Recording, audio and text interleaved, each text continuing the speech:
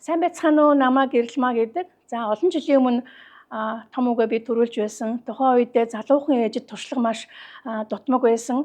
За тэгээд дөнгөж төрснийхаа дараа 2 сарын дараа залуу ээжид зориулсан сургалтанд суугаад насан туршдаа одоо өөртөө болон хүүхдтэй нэгэн чухал зүйлийг бол би одоо хэвшүүлсэн байгаа. Тэрний юу гэхээр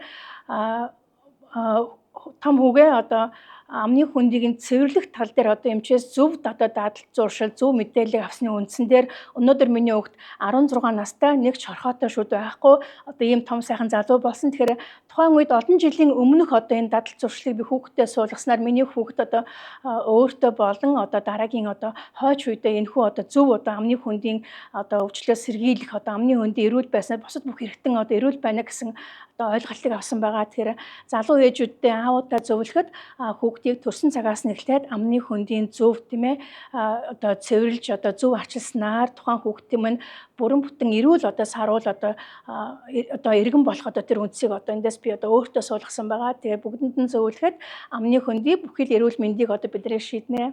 Баярлалаа.